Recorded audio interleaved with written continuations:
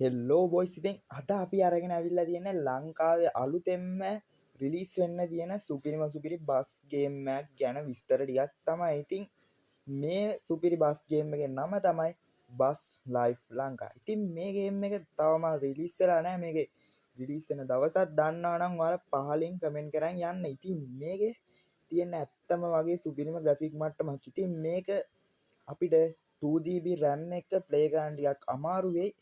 ඒත් 2GB RAM එකේ graphic මට්ටම ලෝ දාලා ග්‍රැෆික් ක්වොලිටි එක ලෝ දාලා ඔයාලට ප්ලේ කරගන්න පුළුවන්. ඉතින් මේ කට්ටිය මේකේ අඩුම performance ඉල්ලන්නේ 4GB RAM එකක් තියෙන ෆෝන් එකක්. ඉතින් ඒ වගේ පොඩ්ඩක් හොඳ ෆෝන් එකක් තිබ්බොත් මේක ලේසියෙන් ඔයාලට ප්ලේ කරගන්න පුළුවන්. ඉතින් මේකේ ග්‍රැෆික් මට්ටමත් එක්ක මේ වගේ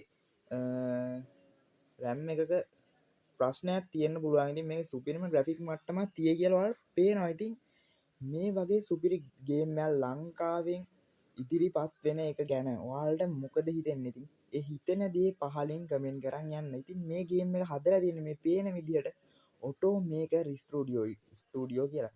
ඉතින් නම වැරදියට කිව්වනම් සමා වෙන්න ඕන. මට හරියට ඉංග්‍රීසි බෑ බොයිස්. ඉතින් මේ වගේ ඇත්ත වගේම රියලිස්ටික් විදිහට මේක හදලා තියෙනවා. ඉතින් මේ ගේම් එක හැදෙනවා කියලා මට කමෙන්ට් කරලා එක්කෙනෙක් කිව්වා කමෙන්ට් කරලා. ඉතින් ඇත්තටම මේ වගේ ගේම් එකක් දැන් ලංකාවේ හැදෙනවා කියලා.